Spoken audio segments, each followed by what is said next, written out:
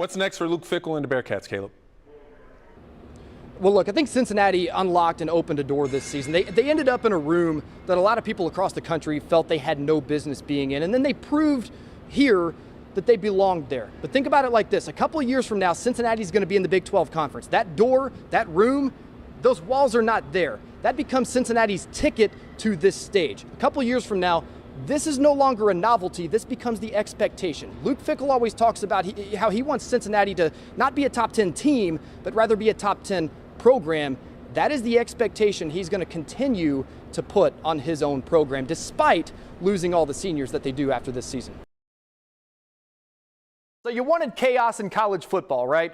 You got it on Saturday. The number 2 team in the country, Ohio State, went up to Ann Arbor, Michigan in the snow, and they got beat. Frankly, the Buckeyes didn't look great on Saturday. The Buckeyes got outplayed up front, had a chance, though, at the end of the game to get a stop and get the ball back, but OSU just could not handle Michigan's offensive line. The Wolverines marched right down the field, and they scored to seal the game away. That makes 2 losses on the season for Ohio State, one to Oregon, and this one to Michigan.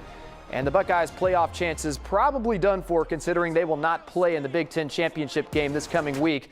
Anything can happen at this point, though. Similar situation last night for the number 3 team currently in the country. That's Alabama down at Auburn, down by a touchdown in the final minutes. Alabama needed to get a stop to give their offense a chance. They got that stop. They got their offense back out on the field. And check this out. Heisman candidate Bryce Young throws a dime to tie the game up in the final seconds. And then they go on to win the game in 4 overtimes. So Alabama remains at just 1 loss this season in the playoff picture at this point. They will play in the SEC championship game against Georgia next week. So with all that said, if you're a Bearcats fan, who do you want to win the conference championship games this coming week? Well, you definitely want Georgia to beat Alabama, because that would probably take the Crimson Tide out of the playoff picture, or at least get them out of Cincinnati's way. You like for Iowa to beat Michigan in the Big Ten championship, but this is one you really need to have your eyes on, the Big 12 championship, and you really want Baylor to beat Oklahoma State, because Oklahoma State is still a 1-loss team. These shouldn't matter too much, but the one you really care about the most, obviously, is you just want Cincinnati to beat Houston in the American Conference Championship game, because if the Bearcats win their own conference championship, they should be okay. So I'm going to show you 2 numbers here that have been a real problem for the Bengals. First up is the turnover margin. You see -2. It wasn't an issue back in week 1. It was a major problem, though, last week. Overall, they have 2 more turnovers than they do takeaways. That's what the -2 means. The other number is sacks allowed. Joe Burrow has been sacked 10 times in 2 games. That can't happen. All right, to today's game against the Steelers. I want to bring up the numbers for you here. Turnovers, sacks allowed, and touchdowns. Not a good start for the Bengals in the turnover category. Mid-first quarter, Burrow tipped and picked off over the middle. So -1 early in the turnover category, but the Bengals defense would make up for it. Later on in the first here, Steelers with the football. Ben Roethlisberger going to try to make something happen on 3rd down, but he is picked off by the governor, Logan Wilson. So the turnover category is now back to even. Later on first quarter, Bengals are going to have the football 3rd and 2 in the red zone. Burrow goes underneath to his guy Tyler Boyd, and not a good tackling effort by the Steelers there, but hey, Boyd breaks free, takes it all the way home. That's a 7-0 Bengals lead. Take another look here at the poor tackling effort by the Steelers. Not quite sure what this was all about, but give Boyd credit for taking it in for the score.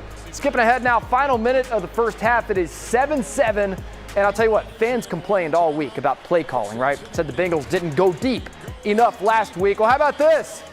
Jamar Chase, 3 games into his rookie season, and 3 deep touchdown catches, 1 in each game. And you know what? Ooh, what a catch. I think any questions about his catching ability can now be put to rest. It's 14-7 Bengals at the half. Second half, Steelers facing 3rd down again. Ben Roethlisberger throwing, and he's picked off again. Guess who? Logan Wilson, the governor of Laramie, Wyoming, making the Steelers pay their taxes in Pittsburgh. The Bengals are now +1 in turnovers today. Later on 3rd quarter, Bengals up 17-7 at this point. Burrow going to drop back with plenty of time to throw. What is this O-line? I like it. Chase in the back of the end zone, 4 touchdowns in 3 games for him. And look at this perfect pocket the O-line created for Joe Burrow. That's a welcome sight. Unfamiliar sight, but a welcome sight. Just like the score of this game, 24-10, a Bengals win. That is the first win up in Pittsburgh for Cincinnati since 2015, and it's the largest margin of victory for the Bengals over the Steelers since 1995. What does the biggest moment in program history look like? Well, it looks like a bunch of college kids jumping over a wall, storming the field. Let's break this down a little bit. You got this guy taking a Snapchat video. He catches my camera, and he's like, forget about the Snapchat video, whatever. We got the cardboard version of the college football playoff trophy. I mean, it was absolute pandemonium at Nippert Stadium. All the fans were chanting CFP, CFP for college football playoff. And yes, that's probably where UC is going to end up. Quick look at last night's conference championship game. A little slow out the gate on defense, but not on offense. 2 of Cincinnati's first 6 plays were touchdowns. Jerome Ford looks up at the video board to make sure nobody's going to catch him. I don't think so. He's a man of very few words, but a man of very big runs.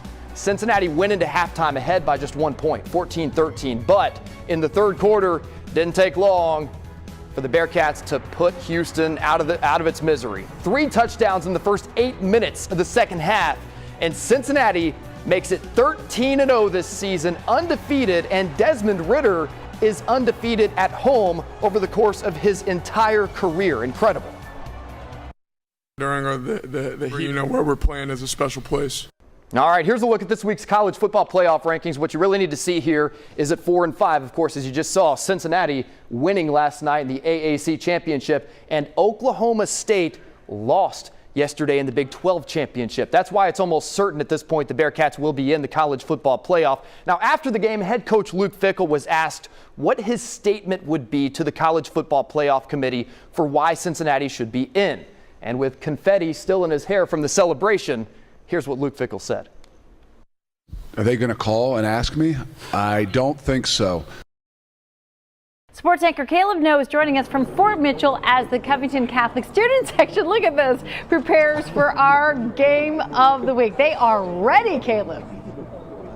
The places, I'll tell you what, the places that high school football has me end up. I'm surrounded by hundreds of Covington Catholic football fans right now, and they're all around me going, shh, shh, shh, because I'm about to be on live TV here.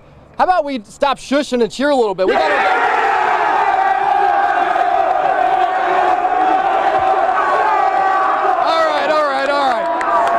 So I got Will Ziegler here with me. He is a senior at Covington Catholic High School. Will, what are we doing here? I'm going to be giving William Wallace a speech from the movie Braveheart, and then we are going to march on to Beechwood. What is your favorite part of that speech? Just give me like a 5-second clip of what we're about to see here. My favorite part is the end, when I get to yell for freedom!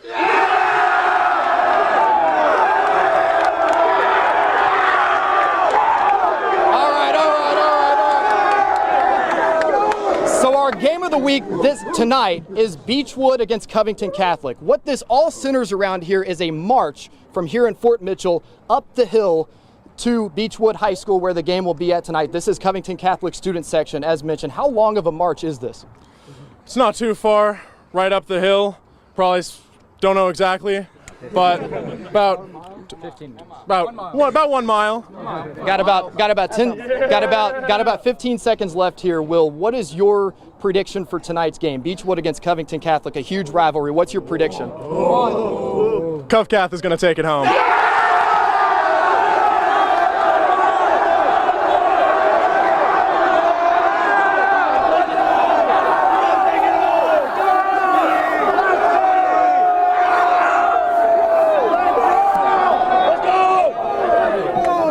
Friday Football Frenzy is tonight, shortly after 11 o'clock here on WCPO, guys. I'm going to send it back to you. Oh, I'm glad we found Caleb after all that. I wish they had a little more energy. I really do.